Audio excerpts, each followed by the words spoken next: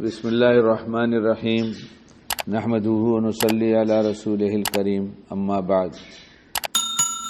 مومن کا جی جب بھلی بات سنتا ہے تو کرنے کو چاہتا ہے کہ میں بھی کروں۔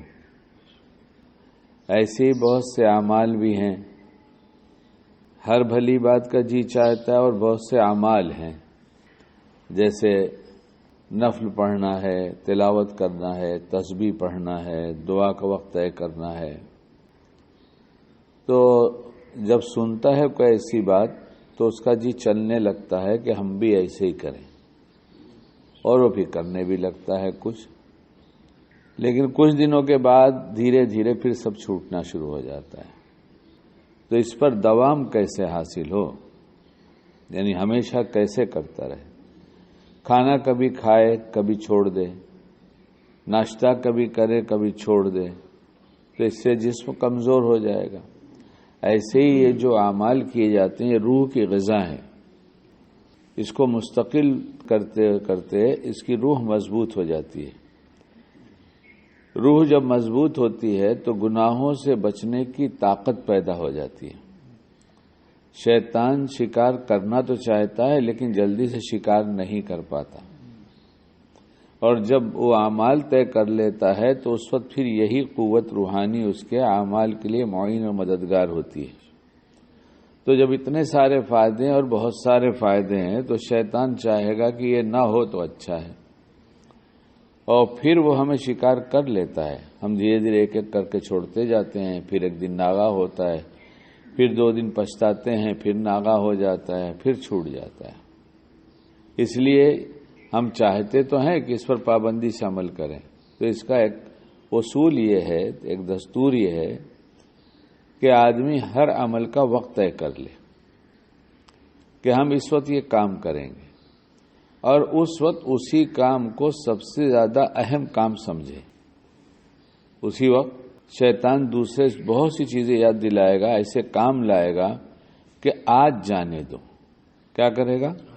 آج جانے دو۔ اس لیے اس کو طے کریں، ہم اپنے وقت پر یہ بانٹ دیں نا، پورے دن میں بانٹ دیں۔ سب کو اپنی مشغولی معلوم ہے کہ کون کتنا مشغول رہتا ہے، کس وقت مشغول رہتا ہے، تو صبح سے لے کے بستر پہ جانے تک میں طے کر لیں کہ ہم یہ کام اس وقت کریں گے۔ اس میں تلاوت روز کی جائے، تلاوت میں ناغہ نہ کیا جائے۔ اللہ کا کلام ہے، اس سے زیادہ پر تاثیر کیا چیز ہو سکتی ہے؟ ہدایت کی کتاب ہے۔ تو اس لیے یہ سب چیزیں طے کرے۔ اب جب بڑا طے نہیں کرتا تو چھوٹوں کا بھی کچھ طے نہیں ہوتا، تو ہم تو لٹ ہی رہے ہیں، ہم تو اپنا نقصان کر ہی رہے ہیں، ہماری نسلیں بھی کر رہی ہیں۔ ہمارے کچھ جاننے والے لوگ جو بہت پابندی سے عمل کرتے ہیں اپنے وقت پر، انہوں نے اپنے بچوں کا نظام بنایا ہے، تو خود پابندی کر کے دکھاتے ہیں تو بچے بھی کرتے ہیں۔ ہم اپنے بچوں کے اوقات کو ضائع ہوتے دیکھتے ہیں، لیکن ان کی کوئی ترتیب اس لیے نہیں بن پاتی کہ ہماری ہی کوئی ترتیب نہیں ہے۔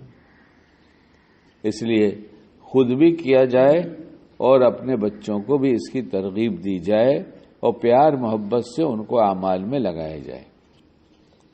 حضرت تھانوی رحمۃ اللہ علیہ کے اوقات میں سب تقسیم تھی کہ اس وقت یہ کام کریں گے، اس وقت یہ کام کریں گے، چاہے کچھ بھی ہوتا رہے۔ لوگوں میں کو معلوم گیا تھا قریب اس وقت حضرت فلاں کام کر رہے ہوں گے، یہ تو میں سنتا ہوں، اس وقت وہ آفس پہ ہوں گے، لیکن کبھی یہ نہیں سنتا کہ اس وقت وہ نفل پڑھتے ہوں گے، اس وقت وہ تلاوت کرتے ہوں گے، اس وقت وہ اللہ کا ذکر کرتے ہوں گے۔ یہ نہیں سنائی دیتا۔